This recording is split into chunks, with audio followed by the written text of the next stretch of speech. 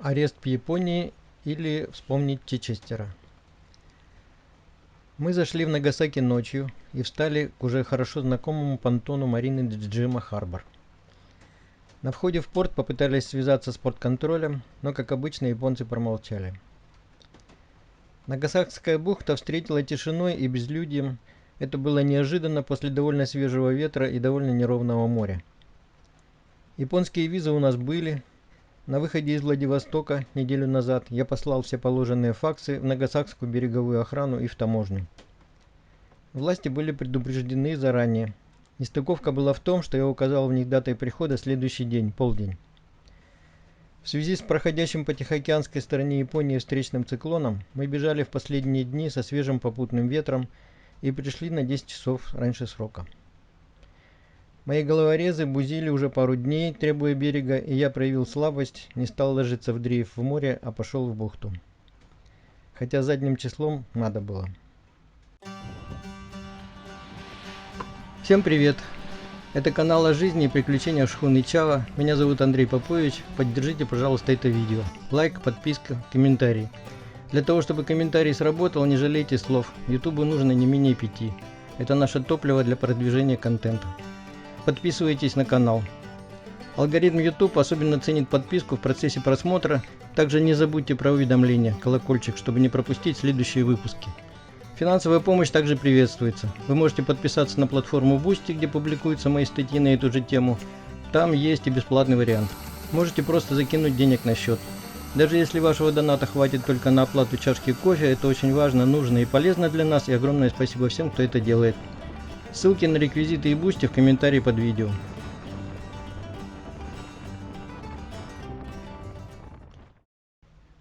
На рассвете прибежал встревоженный хабомастер и предупредил о грядущих неприятностях. Потом приехали официалы в обычном составе, человек 10. Но стандартная процедура оформления закончилась довольно необычно. Капитан, пограничники усадили меня в машину и увезли к себе. Вообще все это было довольно любопытно.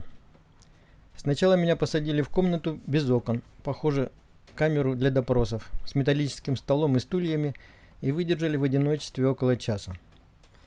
Я был уверен, для того, чтобы я проникся моментом, на самом деле, конечно, они ждали переводчика.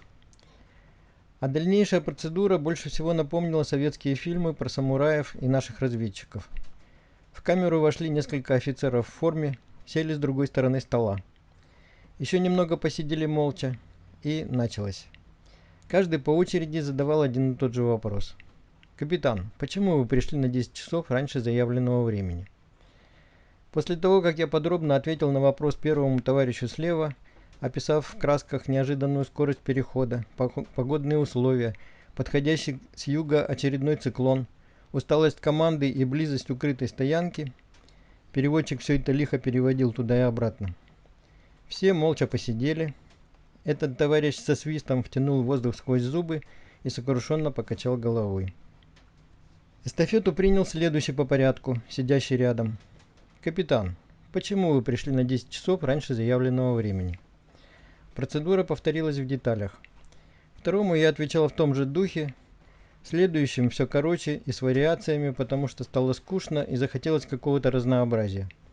Все сидели с торжественными и непроницаемыми лицами, кроме переводчика. Тот откровенно веселился. Это было какое-то дежавю. Потом я вспомнил эту сцену.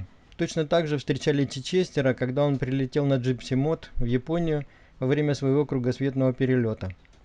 Он в подробностях описал ее в своей книге «В пустыне неба и моря». Похоже, почти ничего не изменилось с тех пор. Все сошлось до мелких деталей, только без стакана портвейна на этот раз. Наконец, когда все офицеры задали свой вопрос, все встали, церемонно раскланялись и оставили меня в одиночестве. Тут у меня появилось время подумать. Героическая морская вольница начала выветриваться из головы, и ее место заняли мысли о береговых бюрократах. При всей, казалось бы, несерьезности проступка закон был нарушен, а это грозило серьезным штрафом или тюрьмой, в зависимости от решения встречающей стороны. Год отсидки или 5 килобаксов, как-то так. Ну, судя по торжественности этих чуваков, реально грозило.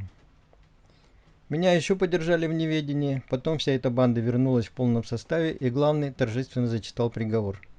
Передаю здесь своими словами, но близко к тексту. Господин капитан, вы нарушили закон, и мы должны вас наказать за это.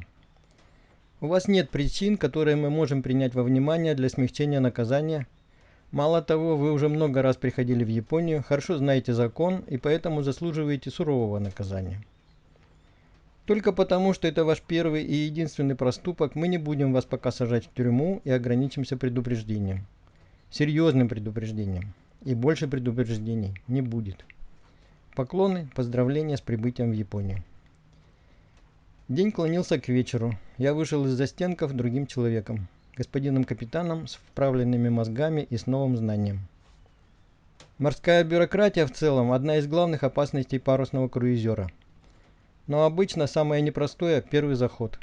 Новые бумаги, новые люди, какие-то предварительные уведомления, радиопереговоры, подозрительные взгляды и расспросы. С каждым новым заходом к тебе в целом относятся все более и более доброжелательно. Формы, отправленные заранее, с перехода, приносят на борт уже подписанными. Да и в конце концов, привет, Джон, привет, Андрей, давно не виделись. Вот твои бумаги с прибытием. Японская бюрократия теперь для меня стоит особняком в этом списке. Она коварна. Когда ты приходишь в Японию впервые, тебя встречают как дорогого гостя. Заполняют за тебя все эти официальные бумажки, водят за руку по учреждениям, улыбаются на нарушения. Ну, полный гудзаямас. А вот потом, с каждым следующим заходом в японский порт, ты все меньше становишься гостем и все больше местным неяпонцем, воспитание которого не завершено. И тебе постоянно объясняют, как надо себя вести, и рамки все больше сужаются. И в конце концов, раз ты уже практически свой, то ответишь за все и в точном соответствии с законом. Спасибо, что смотрите мои видео, подписывайтесь, включайте уведомления, чтобы не пропустить следующих выпусков. Всем пока!